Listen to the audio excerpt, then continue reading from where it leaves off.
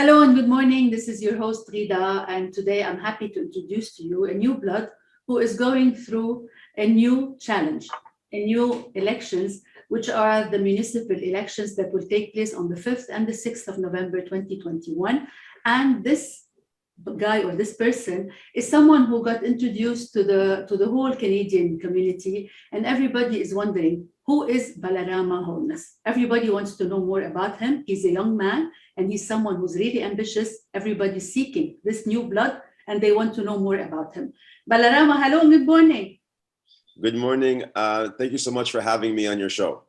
It's a pleasure. It's a real pleasure because as a journalist, I would like to see all of the challenges and all of the plans that every candidate is going through, especially that you are going through a big challenge, really. It's a big fight in this municipal elections, and definitely you have a lot to face and you have a lot to say to the people, because a lot of people do not know who is Balarama Holness. You're such a young man, and as I want to introduce them today, you have to tell them your story and then tell them what you have to offer in these elections. So let us at the beginning introduce Balarama Holness. They suddenly saw someone who's really new and they want to know more about you. Yes. So to know about me, you have to know who my parents are. My father is from the Caribbean. He immigrates here to Montreal. He meets my mother, a French-Canadian woman. They fall in love, they get married. They meet in a concert, right? And they meet in a concert, Bob Marley concert in 1979 here at the Forum of Montreal.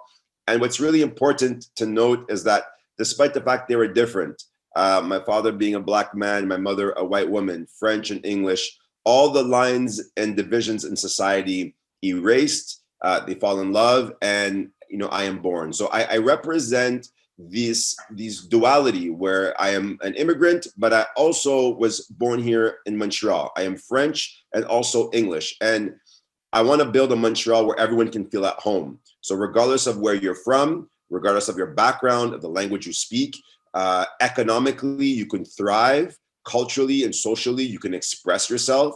You could raise your family in peace and security. And that's something that I have been trying to build my whole life. And that's why I'm running for Mayor of Montreal. Definitely, and this, especially that when we say Montreal, we say the multiculturalism. It's the hub of multiculturalism. We know how much Montreal is opening its arms to all immigrants from all around the world. And now today, as a Lebanese immigrant and as someone who knows how much the Arab communities are going through in Canada, how much they feel really that they are secure, they want to provide a better future for their children.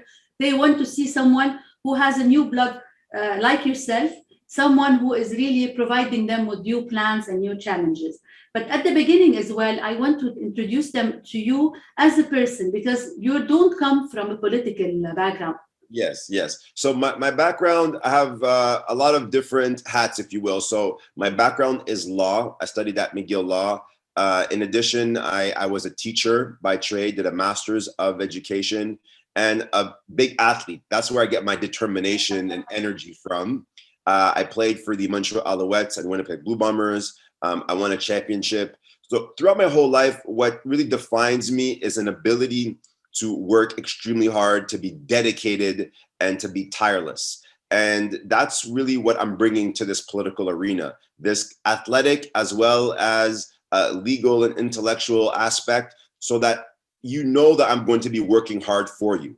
You know that if there is an issue that you care about, just to give you a quick example, can we ensure that any Montrealer can start a business, get a loan, not be discriminated when it comes to employment because of their name or their religion? I am going to be fighting tooth and nail to ensure that all Montrealers can have equal opportunity. And I've done it throughout my whole career, whether a teacher, whether it's in law, whether it's athletics, whether it's community engagement. I've always been someone that was able to fight really, really hard for what I want and succeed. Mm-hmm. And the last point I'll raise is in 2017, after I ran for Mayor of Montreal North, I mobilized 22,000 Montrealers to have a public consultation on systemic racism and discrimination. It was a large success at the City of Montreal.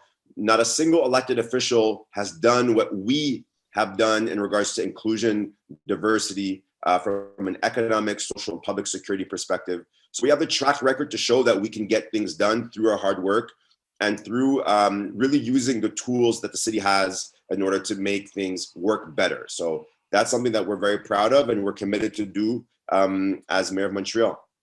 Definitely, and this is something that I would really like to focus upon during our interview today, which is really going through the bilingual bill and everything regarding all the immigrants, so that they would really feel as if they already they feel integrated in this country. They do not feel that they are someone who's a foreigner and who's coming to intrude on this community. But at the beginning, also coming from an athletic background, unfortunately, the downtown of Montreal in the past few years, it has been stagnant. So probably you are coming and you will run with it because they need change. We need to see some change because unfortunately we have been seeing a lot of stagnation, a lot of things that are not moving forward. Yes, and that's a good point. So downtown Montreal has been blocked, right? We have seen construction sites never end. Companies simply repair the road, break it, repair it, and break it. And that you need to change City Hall, and you need to change the way we're giving out contracts to the city. Also, small businesses, the tax rate for commercial enterprises in Montreal is way too high. Businesses are just barely surviving. And during the pandemic, we began to do construction in front of the businesses that were already going bankrupt. So a double burden. And also downtown, there's so many issues. Homelessness and insecurity needs to be addressed downtown Montreal. The way you do that is not by over-policing, but providing health, social services, housing. So to clean up downtown, you need a holistic approach, a human approach, a business approach, and an efficiency approach. And that's what we're bringing at Mouvement Montreal. Exactly. Tout le monde qui a écouté à la maison aujourd'hui, nous avons un choix entre le passé et l'avenir. L'avenir, c'est une ville qui vous reflète, une ville qui vous met vers l'avant, des élus qui adressent les besoins réels de vous, les Montréalais et Montréalaises. On a écouté ce soir Valérie Plante et Denis Coderre. Les chicanes ne vont pas arrêter avec ces deux personnes-là. Nous devons nous assurer que nous avons une ville résiliente, une ville inclusive et une ville juste. Et en terminant, Baby Bella, je m'en viens à la maison. À bientôt. Et dernièrement aussi, merci à Pierre-Carl Palado et tout le monde à Québécois qui a invité Mouvement Montréal à ce grand débat. Merci beaucoup.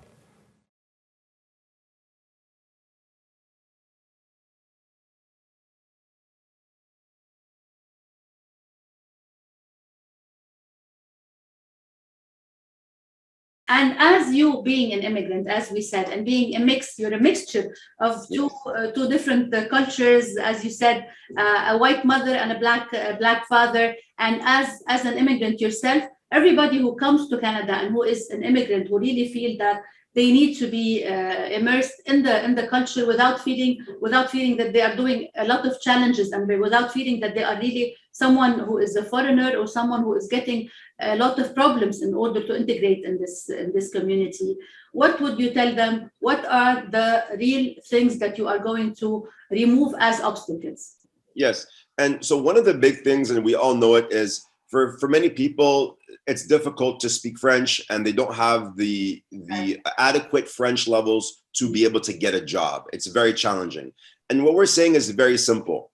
Right now, we want to decrease the difficulty of the French exam so you can go to work, get the job, and learn on the job. You could learn the language on the job.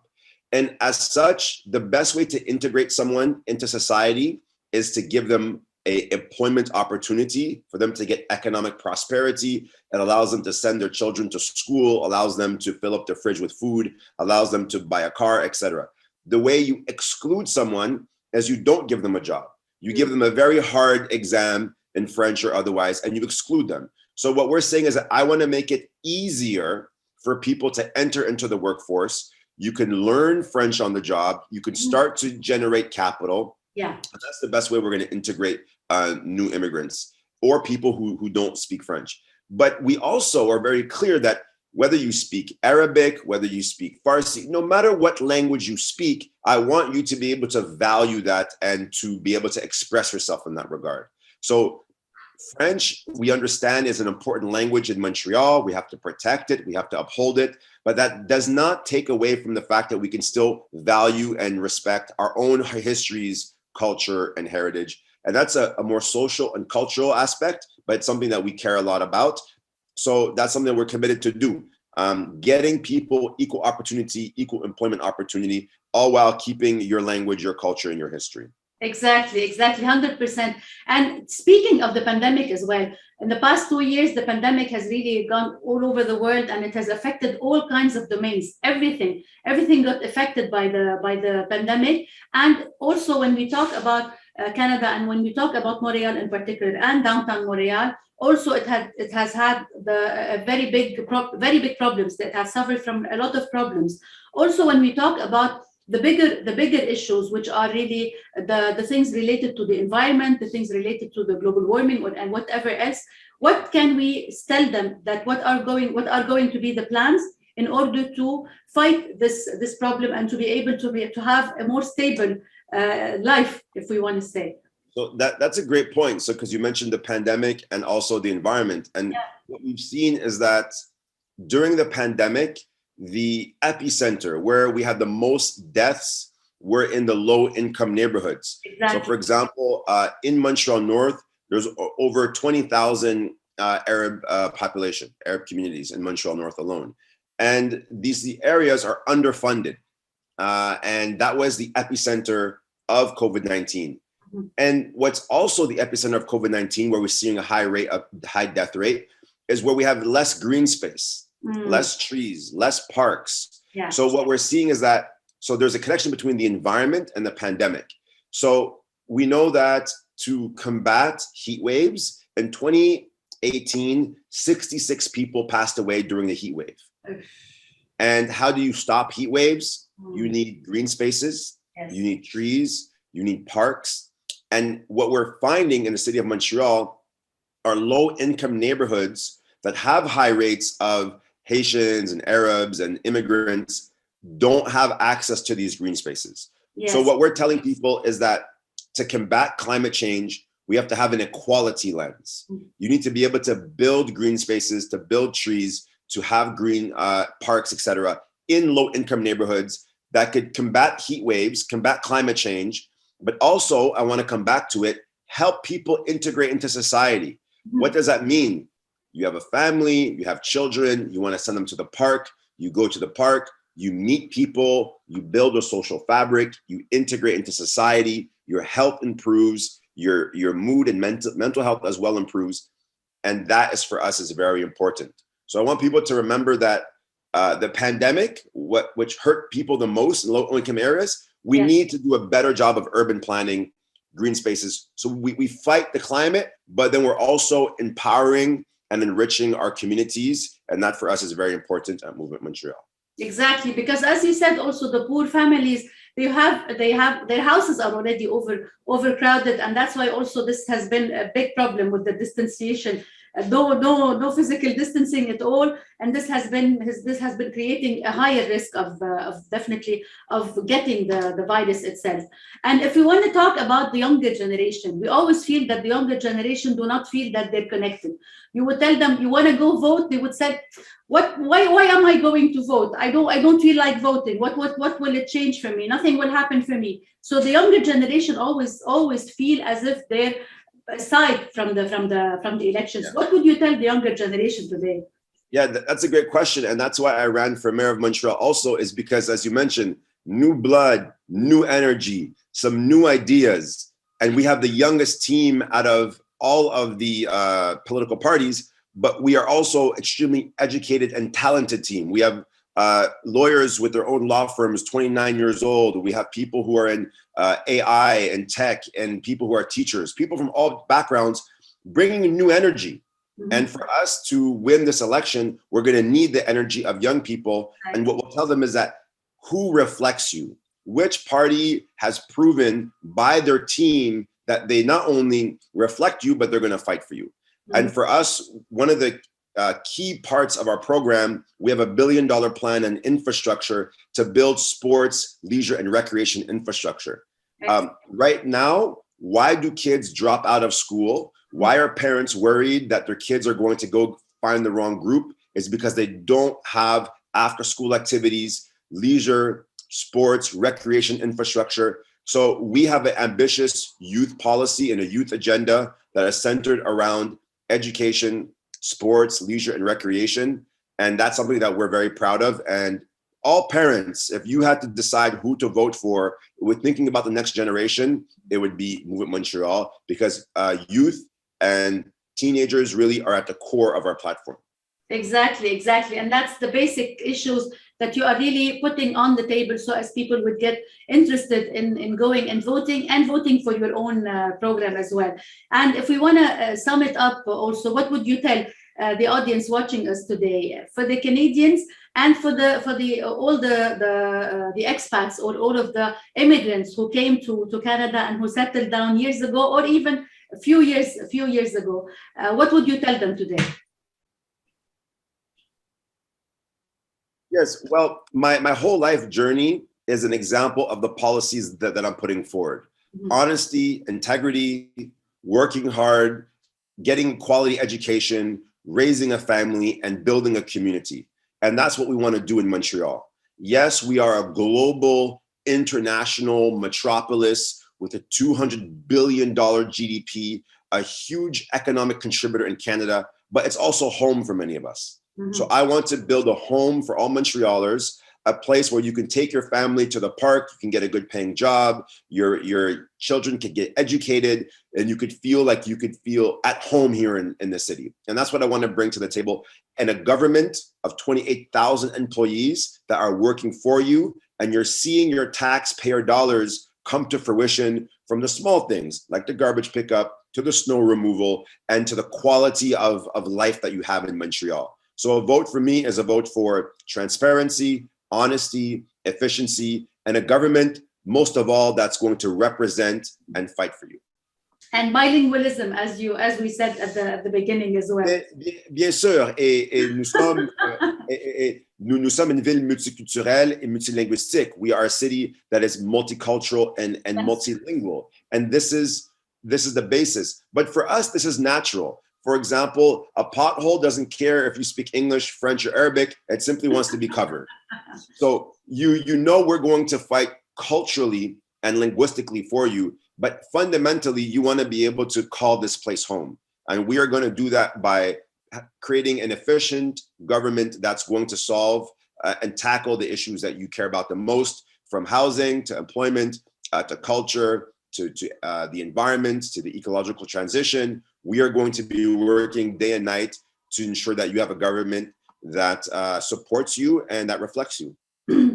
So at the end, I want to call all the voters to go and vote, especially that you are running as well in downtown as the Mayor of Montreal and as the Counsellor also in downtown. So you have two posts that are in Ville Marie and in downtown Montreal. So all the luck. Best of luck for the elections, and definitely we wish you nothing but the best, and hopefully we would have good elections and you would have good chances of winning these elections. Thank you so much, Balarama. It was lovely having you, and you represent really the new blood everybody is looking for, and definitely a lot of people would want to go through your journey, and this, I would really wish you good luck and best of luck for this. Thank you so much for the conversation and interview. I had a great time, and I'll speak to you soon. Thank you. Definitely. We'll see you soon in person, hopefully. All right. Thank you. Take care and best of luck. So the elections are going to be on the 5th and the 6th of November, 2021. If you want to watch this interview with Balarama Holness, who's running as a candidate for Mayor of Montreal and Councillor of Ville Marie, you can subscribe to my YouTube channel, and I will see you soon.